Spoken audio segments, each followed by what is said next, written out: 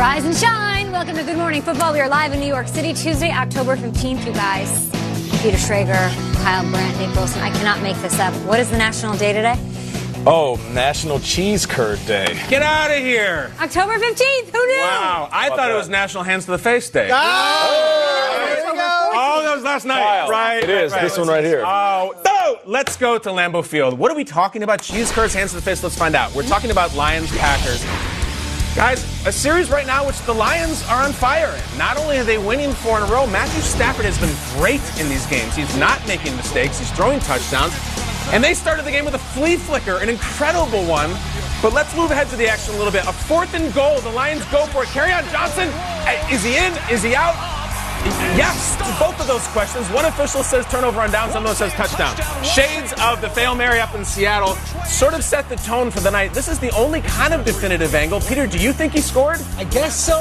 You crossed the plane there in that moment, but well, that wouldn't be says yes. It's a long night for Blakeman. It was. Second quarter, though, let's move ahead. The Packers now down 13-0. Lions dominating early, and we got Aaron Jones wide open. Yes! And this is after Aaron Jones had a fumble. He had a really rough night after a really great week. 4 touchdowns last week against Dallas. Ingrid Crown. I would think so.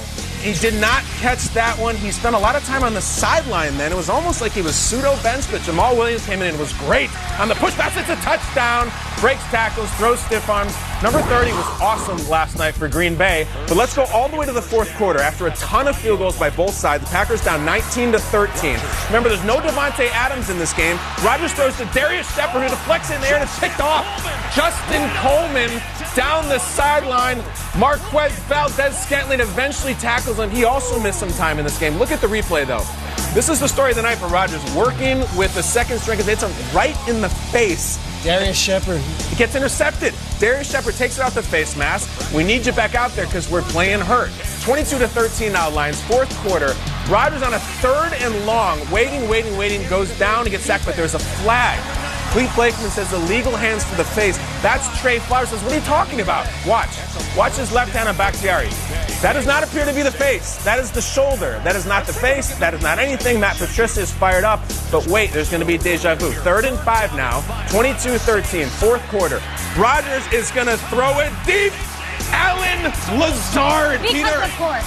from Iowa State Cyclones. incredible. Of course it's Allen Lazard, Adams. The Lazard King, they're calling him in Green Bay. Rodgers now 22-20. What is Green Bay going to do? 2nd and 6. Stafford's going to go deep to Marvin Jones Jr. Incomplete, but there's pass interference, right? Let's look on the replay, guys. Let's just roll our sleeves up. It's going to be one of these days. It appears to get raked across the chest. There was no call. And Matt Patricia does not challenge. I thought that rule was changed so Matt Patricia could, but he doesn't. All right, 5 minutes left to go. Just short of it. Rodgers down 2, scrambling. We haven't seen a lot of that this year. This looks like kind of the old Rodgers. Runs with it, moves the chains. Tick, tick, tick, tick, tick, tick. A lot of timeouts. Under 2 minutes to play. A 3rd and 4. This is the game. It's a field goal. This is it. And the rush closes in. Rodgers is going to throw. Wait, is that another flag? What could it possibly be? Hold on. Incomplete pass. Guys, it's illegal hands to the face on Trey Flowers against David Bakhtiari. And again, that does not appear to be the human face. I think that is the shoulder, and Flowers is apoplectic. I actually think Bakhtiari kind of sold that one. Maybe he knew what was going on. It leaves a chip shot for Mason Crosby, who drills it.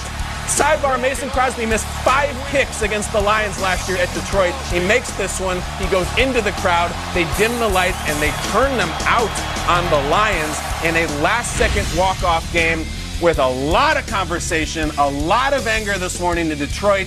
But 23-22, we're going to get into all of this. Let's first hear from the winning quarterback and the winning head coach, Aaron Rodgers and Matt LaFleur.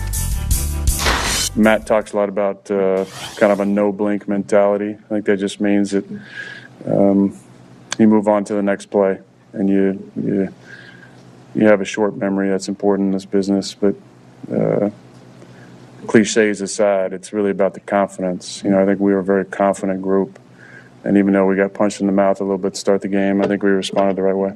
That was just a tough 4-quarter battle against a North opponent that we knew they were going to be a tough challenge, and things didn't go our way obviously early, but I think it speaks a lot to the character that we have in that locker room. Next man up mentality there after struggling in 2017 and 2018 with just 3 wins against NFC North opponents combined. The Packers are now off to an undefeated 3-0 start against division opponents in 2019. And yes, we will give the Packers their love. Aaron Rodgers is magical. No Geronimo Allison, no Devontae Adams. Guys like Lazard, who had 1 career catch going into this one, had 4 crucial ones in the fourth quarter to get the win. But this morning, we unfortunately do have to talk about the officiating. Thoughts on the calls, the non-calls, all of it? Yes, I hate starting the show this way, but in Michigan this morning, they're very mad, and they should be, I think. Lions left a lot of plays on the field, but the 2 calls, the illegal hands to the face on Trey Flowers, my take is if you are going to call that penalty and you're going to extend the drive for Aaron Rodgers in a game like this, you better be damn sure it's right. And you better be really sure if you call it a second time. Neither time was the hand to the face. It's objectively wrong.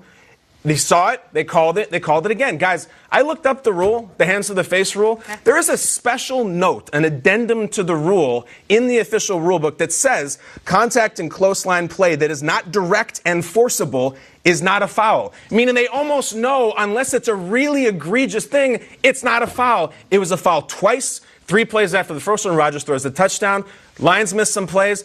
Big calls that should not happen. I think they took the win away from them. I do. Let's quickly hear from Trey Flowers because he obviously was affected by both of these calls. So he actually spoke about the game-altering penalties after the game. I didn't think hands to the chest was a penalty. I thought hands to the face.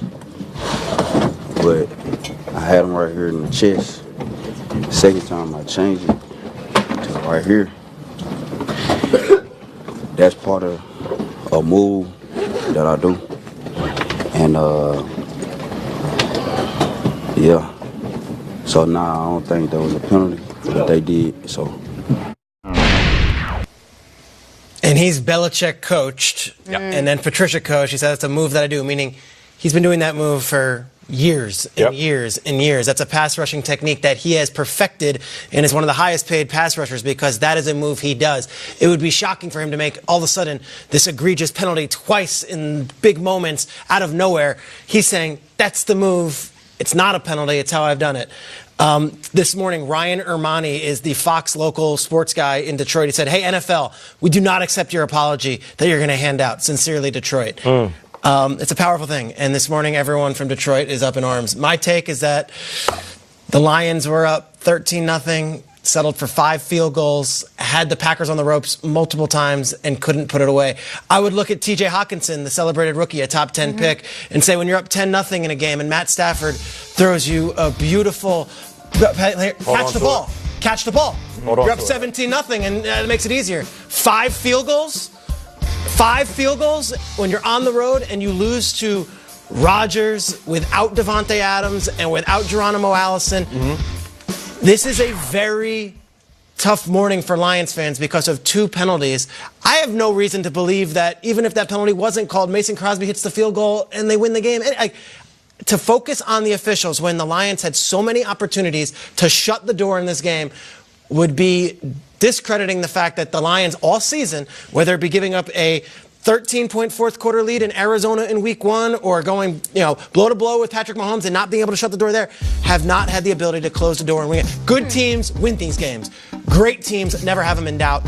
I hate being so negative towards the Lions players and team, but I can't just look at the officials on a couple plays and say that's why this team lost the game. But Shrake, it's bigger than the Lions. It's bigger than fans waking up in Michigan today. Every team is affected by calls, good or bad. I gotta say, when you're a player or you're a fan watching a game or you're suiting up to risk it all on every play, you're not trying to make a buffer. You're not trying to, what does that mean, put them away? Like, they should go and win the game. If not for those calls, they can't. It's like the Saints whole thing. They can't approach it that way. So I don't know if it's put it away, field goals. It doesn't matter. Like Aaron Jones had a brutal drop in that one too. You can't put that against them. These calls should not change the game or the authenticity is questioned. That's life in the NFL. It's happened for years, and it's not going to change. Every game is impacted by the players on the field, coaching decisions, and unfortunately the refs.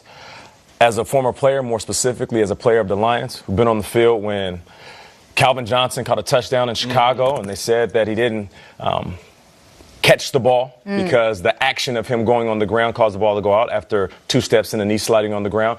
Being in the game versus the Saints where myself, I was called for 3 offensive pass interferences that were ridiculous. A playoff game. And then also seeing these guys in the playoffs in Dallas where Brandon Pettigrew was getting harassed before he caught the ball, no flag. Now, as a fan of the game, I can sit back and be even more frustrated with the refs' no calls or calls in this game. But in an effort to remain consistent in how I attacked the Saints fans for being so sensitive about last year in that NFC Championship game, I can't in good faith say that the refs changed the outcome of this game. Because as I sit at home with my family, supporting my former squad, they go up early, and just like Schrager said, you get close to the end zone, and it's field goal, field goal, field goal. I'm sitting there at halftime. I look at my family, look at my wife, look at my kids, and I say, they better finish out this game. Because if they don't, Aaron Rodgers is going to make these guys pay. To your point, finish out drives, don't keep Aaron alive. We call him Boogeyman. We call him Pennywise. He's like Jason. You trip and fall and you're dead. So I get while everybody is upset, think about the moments in the game where you could have put a team away. I'm speaking from the player's perspective. And if you're a real NFL athlete, you're not going to wake up in the morning and say, man, the refs really took that game away from us in the last minutes of this game. No, you're going to say, what could I have done? What could we have done? Coaches, what decisions could we have made in order to change the outcome in the game and make it more difficult for the refs to change the outcome? And that said, it feels like there's a plague around the league that every game is being affected by this. Baker Mayfield spoke about it on Sunday. I think Browns fans feel like they were robbed. It does feel like it's more than ever this season. I know I say that every year, but Nate says it's football. It feels like it's different. It does. And I don't know if it's the HD cameras that makes every play and the slow motion replay and the incredible sky cams that we have. I think it's over officiating. I think they're calling more stuff to get it right, and then maybe we'll review it, maybe we won't. The things last night you can't review, which I also think is very strange. You review everything Belichick style? Maybe so. Belichick wants to review every call, and after last night, he seems pretty smart. We'll get into this game, of course. The things the Packers did about, I mean, their red zone defense after that free flicker for 3 quarters was absolutely amazing. So we'll get into that. And where do you now put the Packers at 5-1 in the mix of the NFC? And we have a very special message for tight ends in the league. Ooh. Well, we like tight ends, right? We want them to be careful. They're in trouble right now. And should you be worried if you're a Dallas fan right now? Are they in trouble right now? Yeah, they lost to the Jets. They're in trouble.